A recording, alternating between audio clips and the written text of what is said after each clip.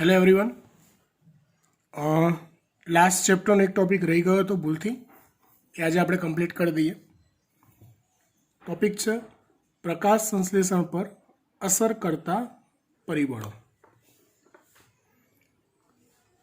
જો ખેતીલાયક સહિત તમામ વનસ્પતિઓનું ઉત્પાદન પ્રકાશ સંશ્લેષણ પર આધારિત હોય છે। મતલબ શું થાય કે ધારો કે તમે ખેતીનો બિઝનેસ કરો છો, તમારે એ બિઝનેસમાં હેવી ઉત્પાદન જોઈએ છે, તો હેવી ઉત્પાદન ક્યારે મળે? તો કે જ્યારે વનસ્પતિ મેક્સિમમ પ્રકાશ સંશ્લેષણ કરતી હોય ત્યારે। કેમ કે ઉત્પાદનનો અર્થ થાય ખોરાક બનાવવો વનસ્પતિ દ્વારા, અને વનસ્પતિ જેટલો વધુને વધુ ખોરાક બનાવતી હશે એટલો તમને બેનિફિટ રહેશે। मतलब प्रकाश संश्लेषण पर असर करता परिबळों समझवा एटला ज जरूरी छे વધુ ખેતીમાં ઉત્પાદન પ્રાપ્ત કરવા માટે। એટલે આપણો ટ્રાય એવો હોવો જોઈએ કે વનસ્પતિ મેક્સિમમ પ્રકાશ સંશ્લેષણ કરતી હોવી જોઈએ। પ્રકાશ સંશ્લેષણ પર અસર કરતા પરિબળો બાહ્ય તેમજ આંતરિક હોઈ શકે છે।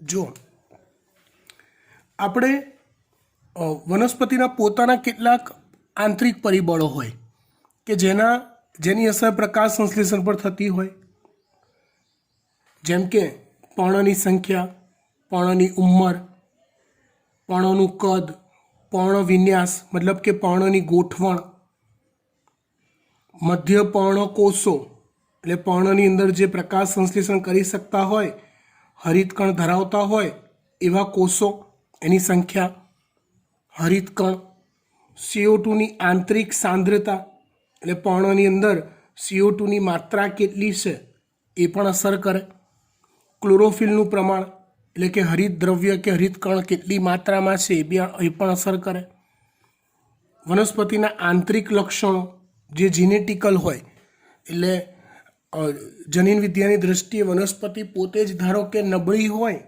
એના જનીનો જ નબળા હોય તો તમે ગમે તેટલું ઉપરથી નીચે પડો, પ્રકાશ સંશ્લેષણ જે મર્યાદામાં થતું હોય એ જ મર્યાદામાં થાય। અને વનસ્પતિની વૃદ્ધિ જે પ્રકારે થઈ રહી છે એના પર પણ પ્રકાશ સંશ્લેષણ આધાર રાખે છે। એટલે વધુ પ્રકાશ સંશ્લેષણ થવા માટે વનસ્પતિની વૃદ્ધિ સારી થવી જરૂરી છે। ડન। વાત કરીએ એના બાહ્ય પરિબળો। આપણે જે ઇફેક્ટ આપી શકીએ એ બાહ્ય પરિબળો પર આપી શકતા હોઈએ। એક છે સૂર્યપ્રકાશની પ્રાપ્તિ, પ્રકાશ કેવો પ્રાપ્ત થાય છે એના પર આધાર રાખે। બીજું પરિબળ છે તાપમાન, ત્રીજું છે CO2ની સાંદ્રતા, અને ચોથું છે પાણી। વાતાવરણમાં CO2નું પ્રમાણ, જમીનમાંથી પ્રાપ્ત થતું હોય એવું પાણી, તાપમાન અને સૂર્યપ્રકાશ, આ ચાર મુખ્ય પરિબળો બાહ્ય એવા છે કે જેની પ્રકાશ સંશ્લેષણ પર અસર વર્તાતી હોય। હવે એક નિયમ સમજવાનો છે જેને બ્લેકમેનનો નિયમ કહેવાય છે। એ પહેલાં હું મારી ભાષામાં તમને સમજાવી દઉં, પછી ટેક્સ્ટ બુકનું આપણે ખાલી રિપીટ કરી દઈશું।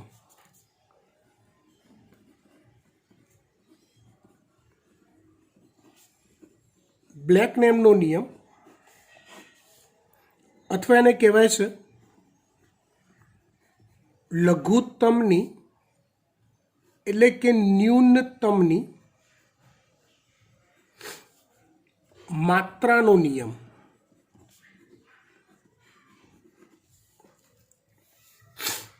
આ નિયમ શું કહે છે? તો કે કોઈ એક પ્રક્રિયા વિચારી લો, કોઈ એક ઘટના વિચારી લો કે પ્રક્રિયા વિચારો, એ ઘટના કે પ્રક્રિયા પર એક કરતાં વધુ પરિબળોની અસર વર્તાતી હોય।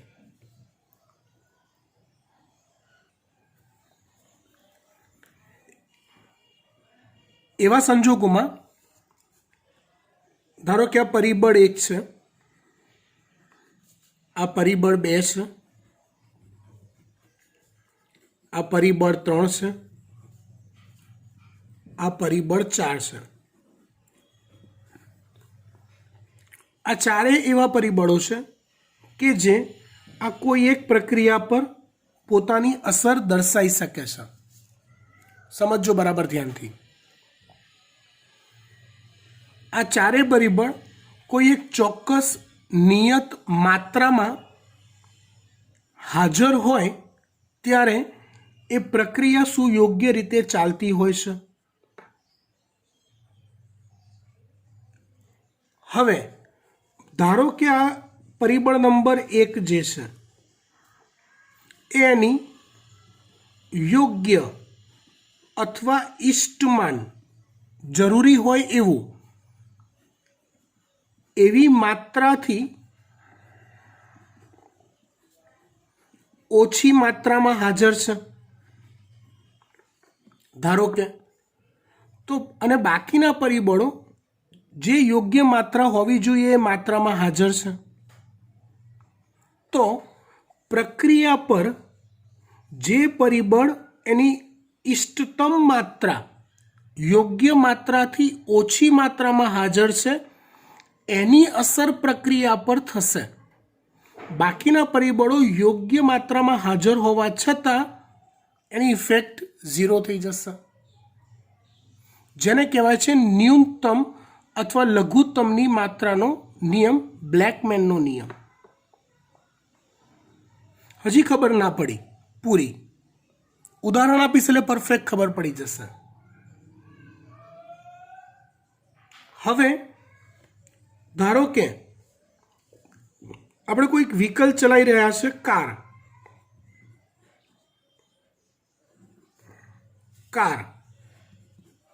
કાર ચલાવવી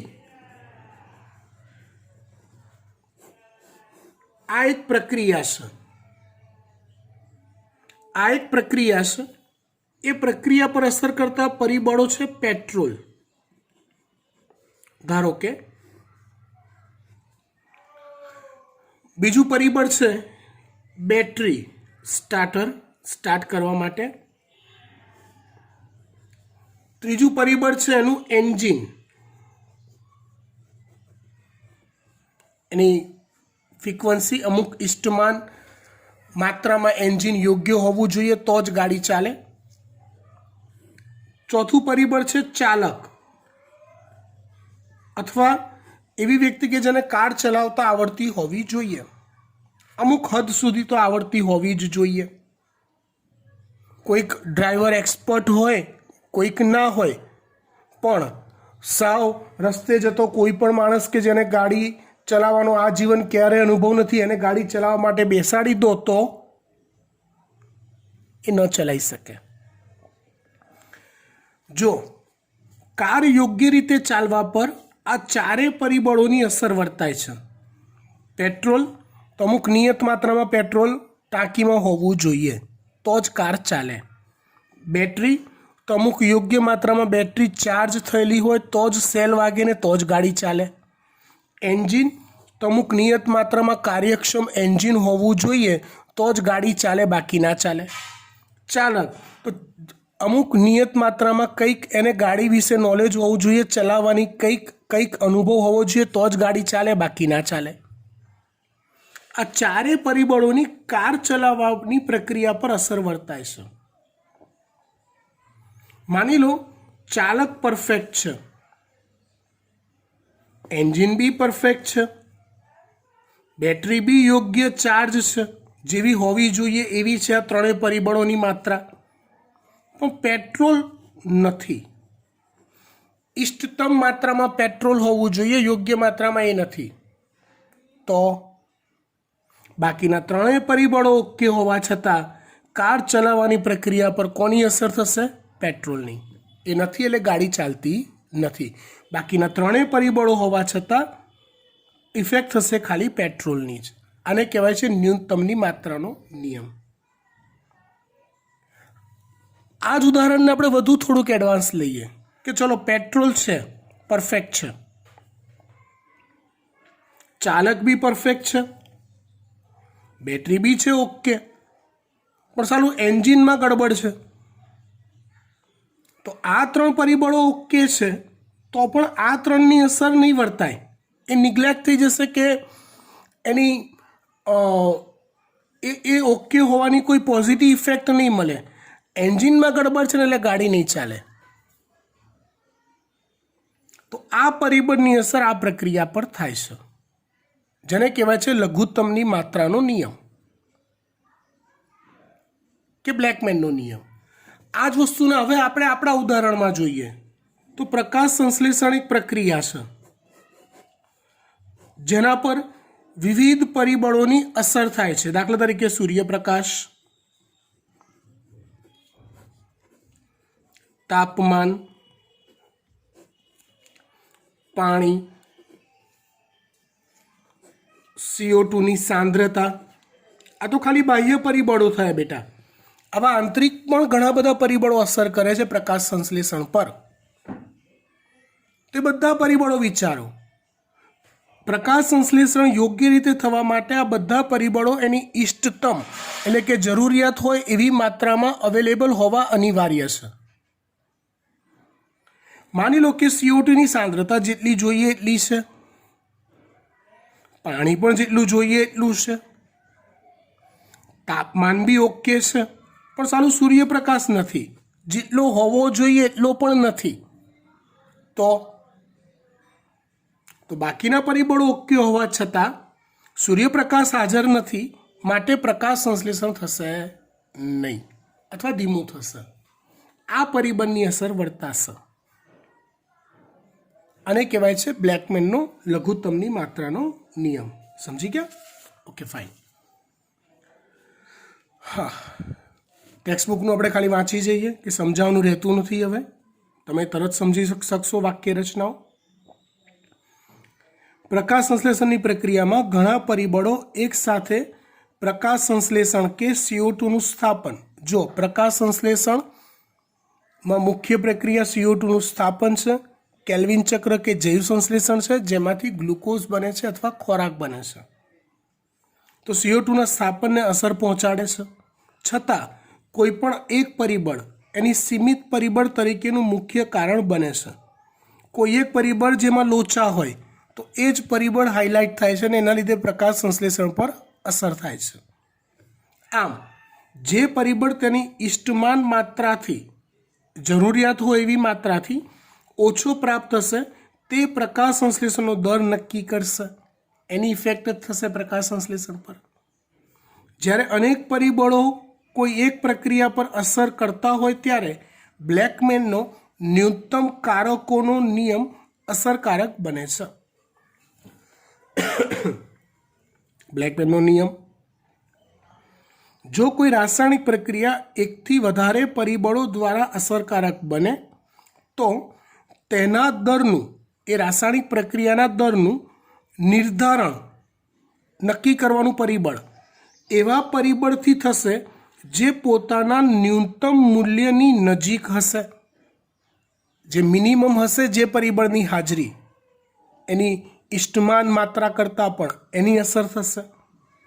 દાખલા તરીકે એક લીલું પર્ણ પ્રકાશ સંશ્લેષણ કરવા કેપેબલ પર્ણ ઇષ્ટમાન પ્રકાશ અને CO2ની હાજરી હોવા છતાં જો તાપમાન ઓછું હોય તો પ્રકાશ સંશ્લેષણ કરી શકતું નથી. આ પર્ણમાં પ્રકાશ સંશ્લેષણ ત્યારે જ શરૂ થશે જ્યારે ઇષ્ટમાન તાપમાન મળશે. I think you understand very well. Second topic પર જઈએ આગળ. આની અંદર જ કન્ટિન્યુટીમાં અલગ અલગ પરિબળોની ચર્ચા કરવાની છે. પહેલું પરિબળ છે પ્રકાશ. પહેલું પરિબળ છે બેટા પ્રકાશ. પ્રકાશની ગુણવત્તા અને તીવ્રતા અને અવધિ. ગુણવત્તા એટલે શું?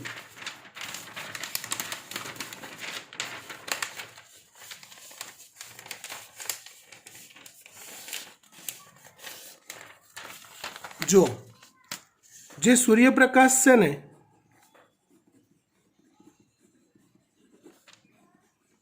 એક મિનિટ,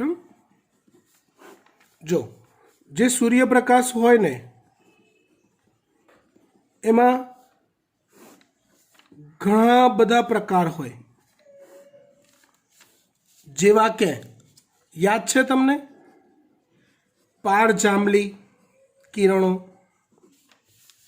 પારરક્ત કિરણો,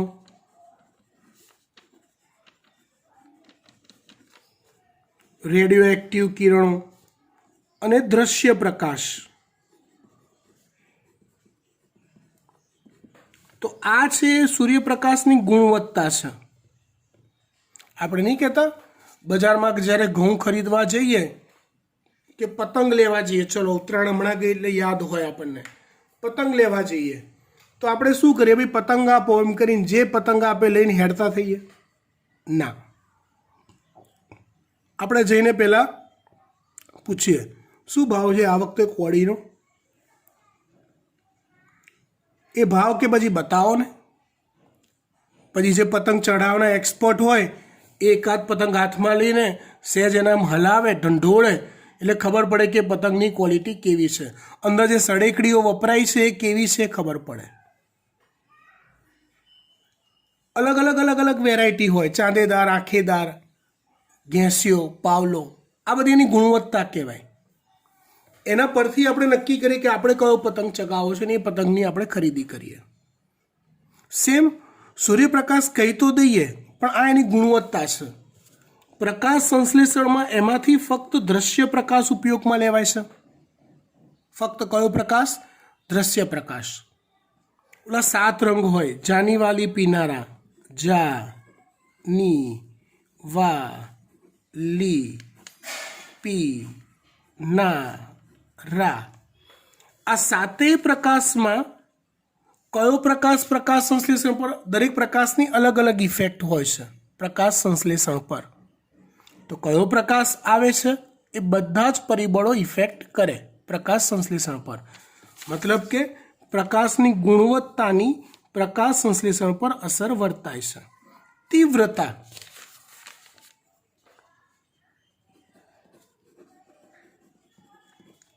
પ્રકાશની તીવ્રતા તો ઓબ્વિયસલી કે ઉનાળાની બપોર હોય, વહેલી સવાર હોય, સાંજ હોય, એ દરેક તબક્કે, એ દરેક સમયે પ્રકાશની તીવ્રતા જુદી જુદી હોય છે. તો એ તીવ્રતાની અસર પ્રકાશ સંશ્લેષણ પર થાય છે. ઇવન ઉનાળાની બપોર તમે સમશીતોષ્ણ પ્રદેશમાં જુઓ, શીત પ્રદેશમાં જુઓ કે ઉષ્ણકટિબંધમાં જુઓ, તો ઉનાળાની બપોરે દરેક જગ્યાએ પ્રકાશની તીવ્રતા જુદી જુદી હોય. રાઈટ? કોઈ ઘનઘોર જંગલ હોય, ઊંચા ઊંચા વૃક્ષ ધરાવતું, ને એમાં કોઈક નીચે ઉગતી વનસ્પતિ હોય, નાનકડી ટબોડી, તે વનસ્પતિને પૂરતો તીવ્ર પ્રકાશ ના મળતો હોય, તો એ વનસ્પતિને કેટલી તીવ્રતાનો પ્રકાશ મળે છે એ પણ પ્રકાશ સંશ્લેષણ પર અસર કરે છે. અવધિ એટલે સમયગાળો, પ્રકાશ કેટલા સમય માટે અવેલેબલ છે. સૂર્યોદય અને સૂર્યાસ્તની વચ્ચે પ્રકાશની હાજરીનો સમયગાળો એ પણ પ્રકાશ સંશ્લેષણ પર અસર કરે છે. ચોપડીમાં ખાલી ચર્ચા તીવ્રતાના મુદ્દાની કરી છે. ઓછી તીવ્રતાએ આપાત થતો પ્રકાશ, માપની તીવ્રતા, ઉનાળાની બપોરનો તીવ્ર પ્રકાશની વાત નથી કરતા. ઓછી તીવ્રતાએ આપાત થતો પ્રકાશ અને CO2ના સ્થાપનના દર વચ્ચે એક રેખીય સંબંધ છે. કેવો સંબંધ છે? એક રેખીય સંબંધ છે. મતલબ શું થયો કે માપનો પ્રકાશ જ્યારે આવતો હોય, ત્યારે CO2નું સ્થાપન યોગ્ય દરે થતું હોય છે. મતલબ કે ખોરાકનું ઉત્પાદન યોગ્ય દરે થતું હોય છે. પેલું કહેવાય ને ઇષ્ટમાન પ્રકાશની તીવ્રતા. જો એના કરતાં ઓછી તીવ્રતા હશે, તો એ પ્રકાશ સંશ્લેષણમાં CO2નું સ્થાપન ઓછું થશે. જો એના કરતાં વધુ અથવા અતિ તીવ્રતા હશે, ત્યારે પ્રકાશ સંશ્લેષણ કરતાં જે ક્લોરોફિલ્સ છે, હરિત દ્રવ્ય જે છે, એનું ફોટો ઓક્સિડેશન થઈ જાય છે. એટલે કે એનું વિઘટન થઈ જાય છે. તો એનું વિઘટન થઈ જાય એટલે પ્રકાશ સંશ્લેષણનો દર ઘટી જાય. એટલે માપનો પ્રકાશ હોય તો પ્રકાશ સંશ્લેષણ સારું થાય. પ્રકાશની વધુ તીવ્રતાએ આ દરમાં કોઈ વૃદ્ધિ થતી નથી. CO2નું સ્થાપન જ્યાં સુધી થવાનું એટલું થઈ જાય પછી પ્રકાશની તીવ્રતા વધે તો એ દરમાં કોઈ ફેરફાર થતો નથી, કારણ કે અન્ય પરિબળ સીમિત પરિબળ બની જાય છે. કેમ કે આ તો એવી પ્રક્રિયા છે ને, એક કરતાં વધુ પરિબળો પરની અસર વર્તાતી હોય. એટલે તમે 2 ઠોક પ્રકાશ વધાર કરો. દાખલા તરીકે આ રહી લો, આપણે એમ કહીએ કે સૂર્યપ્રકાશની યોગ્ય માત્રા હોય, આ વધે તો પ્રકાશ સંશ્લેષણ વધે, તો તમે દે પ્રકાશ વધાર તીવ્રતા વધાર કરો. પણ CO2ની સાંદ્રતા નહીં વધતી હોય તો દરમાં કોઈ ફરક પડશે નહીં. તાપમાન લોચાવાળું હશે તો પ્રકાશ સંશ્લેષણના દરમાં કોઈ ફરક પડશે નહીં. એક માત્રા કરતાં વધુ તીવ્ર પ્રકાશ ક્લોરોફિલના વિઘટનનું કારણ બને છે, જેથી પ્રકાશ સંશ્લેષણનો દર ઘટે પણ છે.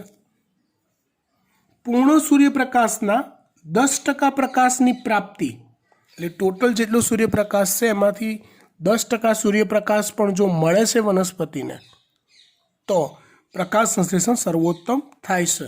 એટલે પ્રાપ્તિ સંતૃપ્તિ દર્શાવે છે, મતલબ જેટલું પ્રકાશ સંશ્લેષણ થવું જોઈએ એટલું થઈ જાય છે. પહેલું પરિબળ જોયું અસર કરતું પ્રકાશ. બીજું પરિબળ આપણે લઈએ CO2ની સાંદ્રતા. આ જે વાત છે થોડીક પેચીદી અથવા અઘરી છે. લોજિકથી આપણે જવું પડશે આ વાત સમજવા માટે. જો પ્રકાશ સંશ્લેષણમાં CO2 એક મુખ્ય સીમાંતક પરિબળ છે, એટલે ઇફેક્ટિવ પરિબળ છે. અમુક માત્રામાં CO2 હોય તો જ પ્રકાશ સંશ્લેષણ સારું થાય. એટલે CO2ની માત્રાની વધઘટ પ્રકાશ સંશ્લેષણ પર વ્યવસ્થિત અસર કરે છે. વાતાવરણમાં CO2ની સાંદ્રતા ખૂબ જ ઓછી હોય છે, આશરે 0.03 થી 0.04% જેટલી જ હોય છે. હવે જો આ CO2ની સાંદ્રતામાં 0.01%નો પણ જો વધારો થાય, 0.05% સુધી વધારો કરવામાં આવે તો CO2ના સ્થાપન દરમાં, એટલે કે પ્રકાશ સંશ્લેષણ દ્વારા ખોરાક ઉત્પાદનના દરમાં વધારો થઈ શકે છે. પરંતુ તેનાથી વધુ માત્રામાં લાંબા સમય સુધી જો વધારો થાય કોની અંદર, CO2ની માત્રામાં, તો તે હાનિકારક બને છે, કારણ કે એ CO2 વનસ્પતિની pH પર અસર કરે છે, અને pH પર અસર થાય એટલે જે ચોક્કસ ઉત્સેચકો હોય એની કાર્યશીલતા ઘટી જાય. ઓકે, C3 અને C4 વનસ્પતિઓ CO2ની સાંદ્રતા પ્રત્યે ભિન્ન પ્રતિભાવ દર્શાવે છે. એટલે C3 એટલે કે પ્રકાશ શ્વસન દર્શાવતી હોય એવી વનસ્પતિ, અને C4 કે જે પ્રકાશ શ્વસન નથી દર્શાવતી, એની ઉત્પાદન ક્ષમતા વધારે છે એવી વનસ્પતિ. એ બંને પર CO2ની સાંદ્રતાની અલગ અલગ અસર થાય છે.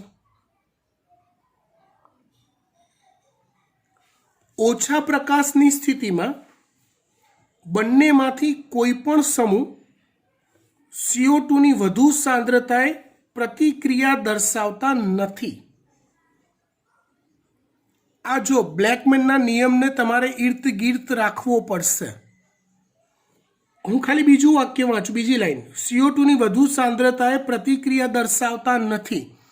મતલબ એવું સમજી લેવાનું કે બીજું કોઈક પરિબળ લોચાવાળું હશે. અહીંયા પરિબળ આપી દીધું તમને પ્રકાશ. ઓછા પ્રકાશની સ્થિતિ છે, રાઈટ, અને CO2ની માત્રા વધે છે, તો ઓબ્વિયસલી બ્લેકમેનના નિયમ પ્રમાણે પ્રકાશ સંશ્લેષણમાં દરમાં કોઈ ફરક નહીં પડે. હા, પ્રકાશની વધુ તીવ્રતાએ, યોગ્ય પ્રકાશની તીવ્રતાએ C3 અને C4 બંને વનસ્પતિઓમાં CO2ની વધતી જતી સાંદ્રતાએ પ્રકાશ સંશ્લેષણના દરમાં વધારો થાય છે? તીવ્ર પ્રકાશ છે, હા છે.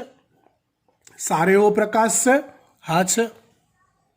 તો હવે CO2 ની સાંદ્રતા વધશે તો પ્રકાશ સંશ્લેષણનો દર પણ વધશે, C3 માં અને C4 માં બંનેમાં. C4 વનસ્પતિઓ 360 મોલ પ્રતિ લિટર CO2 ના પ્રમાણની વાત છે. આ C4 વનસ્પતિઓ 360 મોલ પ્રતિ લિટર પર સંતૃપ્તિ દર્શાવે છે. C3 વનસ્પતિઓ CO2 ની વધુ સાંદ્રતા સાથે પ્રતિભાવ આપે છે અને 450 મોલ પ્રતિ લિટર પર સંતૃપ્તિ દર્શાવે છે. આ વાક્યનો અર્થ સમજવા માટે થોડુંક આપણે એક્ઝામ્પલ બેઝ પર જવું પડશે. ધ્યાન આપજો. હું તમને એક સવાલ પૂછું. પ્રકાશ સંશ્લેષણનો દર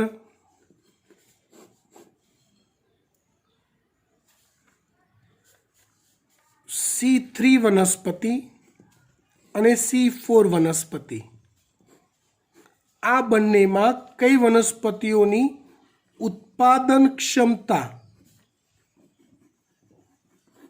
વધુ હોય? ઉત્પાદન ક્ષમતા વધુ મતલબ પ્રકાશ સંશ્લેષણનો દર વધુ.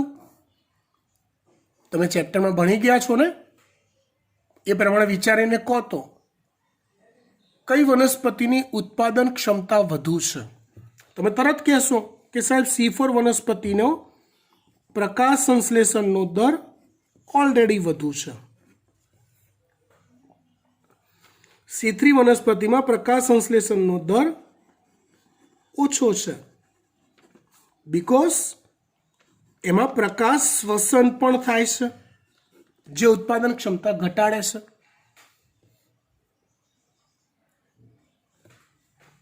હવે આ કન્ડિશનમાં આ નોર્મલ સ્થિતિ છે. હવે આ સ્થિતિમાં હું પ્રકાશની તીવ્રતા વધારું અને CO2 ની સાંદ્રતા વધારું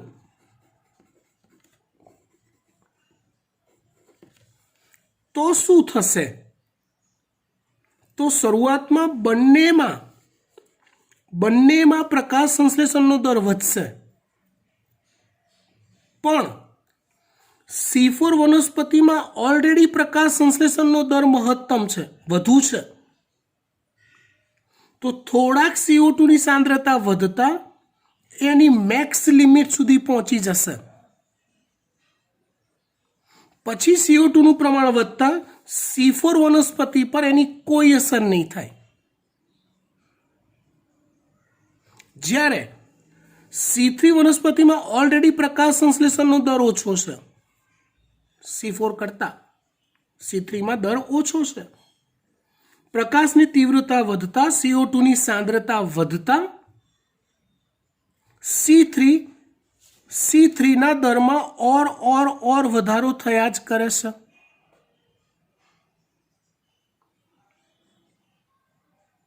હજી પૂરી ખબર ના પડી, સમજાઈ દઉં.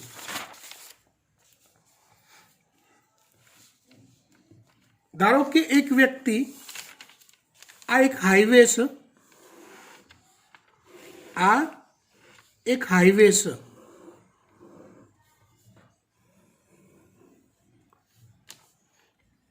આ એક વ્હીકલ છે જે હાલ 50 કિલોમીટર પર અવરની સ્પીડમાં ચાલે છે. કેટલી સ્પીડમાં ચાલે છે આ વ્હીકલ? તો કે 50 કિલોમીટર પર અવરની સ્પીડમાં ચાલે છે. આ એક બીજું વ્હીકલ છે જે હાલ 70 કિલોમીટર પર અવરની સ્પીડમાં ચાલી રહ્યું છે હાઈવે પર. બંને વ્હીકલ સરખા કેપેસિટી, સરખા સીસી ધરાવતા એન્જિન ધરાવે છે. બંનેની મેક્સિમમ સ્પીડ તો કે 100 કિલોમીટર પર અવર છે. એક છે 70 કિલોમીટર પર અવરની સ્પીડમાં ચાલી રહ્યું છે અત્યારે, બીજું છે 50 કિલોમીટર, બરાબર ધ્યાનથી સમજજો બેટા. બીજું વ્હીકલ છે 50 કિલોમીટર પર અવરની સ્પીડમાં ચાલી રહ્યું છે. હવે એના પર અસર કરતા પરિબળોમાં એક પરિબળ છે ખુલ્લો અને સારો રોડ. એ ધારો કે મળી ગયો છે. બીજું પરિબળ છે એક્સિલેટર અથવા રેસ વધારતું હોય એવું ચપલું કે સાધન. ટુ વ્હીલર એક્ટિવા છે તો જમણા હાથમાં આવે, જેનાથી આપણે પિકઅપ વધારી શકીએ, એ સાધન એ વધે છે. એટલે આ બંને મેક્સિમમ એક્સિલેટર આપે છે. મેક્સિમમ જેટલું થાય એટલું પૂરેપૂરું એક્સિલેટર બંને વ્યક્તિઓ આપી દેશે. ખુલ્લો ને સારો રોડ છે તો આ પરિબળ મળી ગયું. જો આ પરિબળ જ ના હોત તો એની સ્પીડ ધીમી જ રાખવી પડત, રાઈટ. એક્સિલેટર આપ્યું, તમે મને વિચારીને કહો, એ એક્સિલેટર આપતા બંને પૈકી કયું સાધન કે કઈ વ્યક્તિ આ મેક્સિમમે પહેલા પહોંચી જશે? તમે તરત કહેશો કે સાહેબ 70 વાળો છે એ 100 ની સ્પીડ ઝડપથી મેળવી લેશે, અને આ 50 વાળો જે છે એ ચોક્કસ માત્રાએ 50 થી 80માં પહોંચશે. પછી એક્સિલેટર ઓર વધારતા એ 80 થી 100 પહોંચશે, અને પછી એક્સિલેટર ગમે તેટલું વધારો એ સ્પીડ 100 ની 100 જ રહેશે. આ એ જ વસ્તુ છે. આ એ જ વસ્તુ છે કે C4 વનસ્પતિ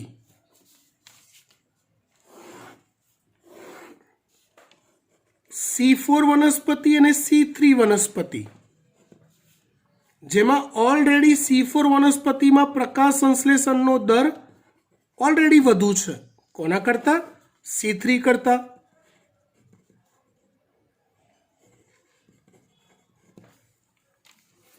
અહીંયા એક પરિબળો આપી દીધું, પ્રકાશની તીવ્રતા જેટલી હોવી જોઈએ એટલી મળી ગઈ છે, અને CO2 નું સંકેન્દ્રણ વધે છે.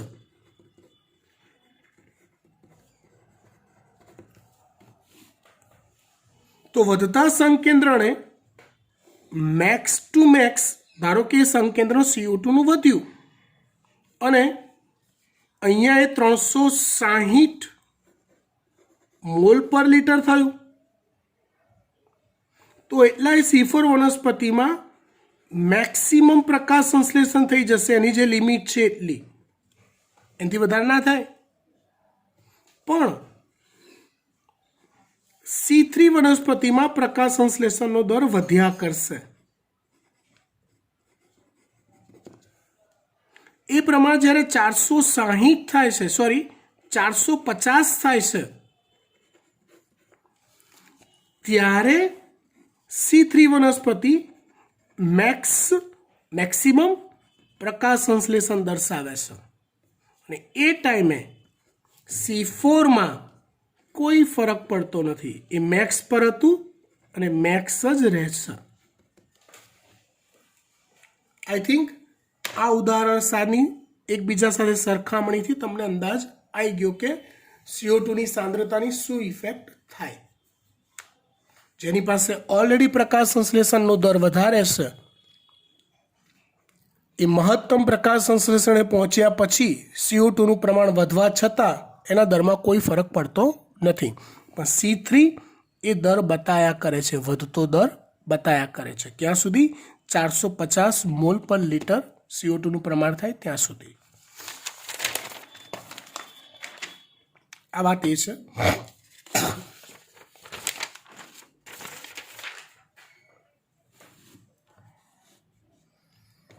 આમ CO2 નું સ્તર C3 વનસ્પતિ માટે સીમાંતક બને છે, એટલે વધતા પ્રમાણે C3 માં પ્રકાશ સંશ્લેષણ વધતો જાય છે. C3 વનસ્પતિઓ CO2 ની વધુ સાંદ્રતામાં પ્રક્રિયા કરે છે અને વધુ પ્રકાશ સંશ્લેષણ દર્શાવે છે, જેના ફળ સ્વરૂપે ઉત્પાદનમાં વધારો થાય છે. આ સિદ્ધાંતનો ઉપયોગ ટામેટા તેમજ શિમલા મરચા, શિમલા મિર્ચ જેને કહેવાય, કેપ્સિકમ જેને કહેવાય, જેવા ગ્રીનહાઉસ પાકનું ઉત્પાદન વધારવા કરવામાં આવે છે. એટલે ગ્રીનહાઉસ એક કાચના ગ્લાસની અંદર ચારે બાજુથી પેટી પેક ગ્લાસ હોય, એની અંદર CO2 નું પ્રમાણ વધારતી હોય એવી એક મેથડ છે. ટૂંકમાં ટામેટા અને શિમલા મિર્ચ જેવી વનસ્પતિઓને વધુ માત્રામાં CO2 પ્રોવાઈડ કરી એની ઉત્પાદન ક્ષમતા વધારી શકાય છે આ સિદ્ધાંત પ્રમાણે. ત્યાર પછીનું પરિબળ લઈએ આપણે તાપમાન. અંધકાર પ્રક્રિયા એક ઉત્સેચકીય પ્રક્રિયા છે, તેથી તાપમાન દ્વારા નિયંત્રિત થાય છે. જો પ્રકાશ રાસાયણિક તબક્કો એ પહેલો પ્રક્રિયા જે પ્રકાશ પર મુખ્યત્વે આધારિત છે. આપણે ઉત્સેચકોના ચેપ્ટરમાં ભણી ચૂક્યા છીએ જૈવિક અણુઓમાં કે ઉત્સેચકો એ નિયત તાપમાનમાં જ સક્રિય રહેશે. તો અંધકાર પ્રક્રિયા અથવા કેલ્વિન ચક્ર એ ઉત્સેચકીય પ્રક્રિયા છે, આથી તે નિયત તાપમાનમાં જ સક્રિય રહેતા હોય એ ઉત્સેચકો, એટલે તાપમાનની સીધી અસર અંધકાર પ્રક્રિયા પર થાય છે. આપણે તો ભાઈ સરવાળે પ્રકાશ સંશ્લેષણ થઈને ઉત્પાદન વધારવું જોઈએ એવી વાત છે. તો તાપમાનની અસર ગમે તે પર થાય, પ્રકાશ સંશ્લેષણ પર તો અસર થવાની જ, રાઈટ. પ્રકાશ પ્રક્રિયા પર તાપમાનની ઓછી અસર થાય છે. C4 વનસ્પતિઓ વધુ તાપમાને પ્રતિક્રિયા દર્શાવે છે. C4 એ ઉષ્ણકટિબંધમાં ઉગતી વનસ્પતિઓ છે. આમાં કેવું હોય બેટા, વનસ્પતિઓ જે પ્રકારના પર્યાવરણમાં ઉગતી હોય એ પર્યાવરણનું જે તાપમાન હોય એ મુજબ એના ઉત્સેચકો એક્ટિવ રહેતા હોય. જેમ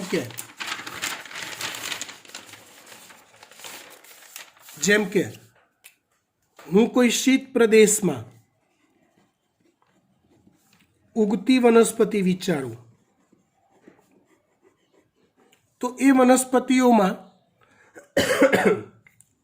હવે એ વિસ્તારમાં દિવસ દરમિયાન મેક્સિમમ તાપમાન આખી જિંદગી 7-8 અંશ સેલ્સિયસથી વધારે નથી થતું. તો એ વનસ્પતિઓમાં જોવા મળતા ઉત્સેચકો એ નીચા તાપમાને સક્રિય રહેશે. કેવા તાપમાને? નીચા તાપમાને. એવી રીતે સમશીતોષ્ણ પ્રદેશમાં ઉગતી વનસ્પતિ લઈ લઉં, આપણે જ્યાં રહીએ છીએ તે.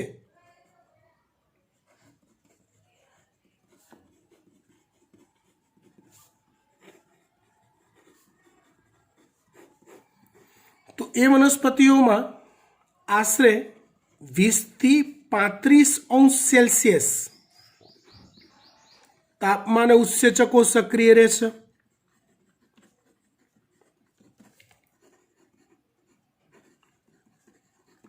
એવી રીતે ઉષ્ણકટિબંધમાં ઉગતી વનસ્પતિઓમાં એનાથી ઊંચા તાપમાને ઉત્સેચકો સક્રિય રહેશે. એટલે જો તાપમાન વધતું જાય તો ઓબ્વિયસલી ઉષ્ણકટિબંધમાં ઉગતી વનસ્પતિઓ વધુ પ્રતિક્રિયા દર્શાવશે, વધુ પ્રકાશ સંશ્લેષણ કરશે.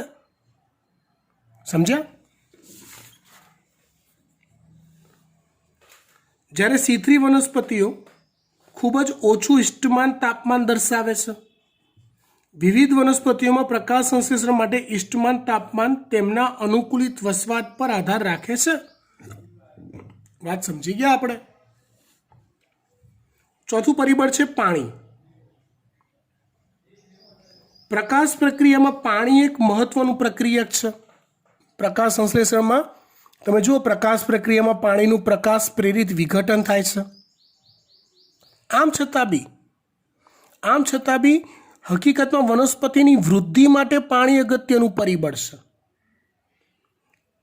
એટલે આમ પાણીનું પ્રમાણ ઘટે છે તો વનસ્પતિની વૃદ્ધિ ઓછી થાય છે, તો પ્રકાશ સંશ્લેષણ ઓછું થાય છે. આ રીતે પાણીની પ્રકાશ સંશ્લેષણ પર અસર વર્તાય છે. બરાબર, આટલે સુધી રાખીએ છીએ. વધુ આવતા અંકે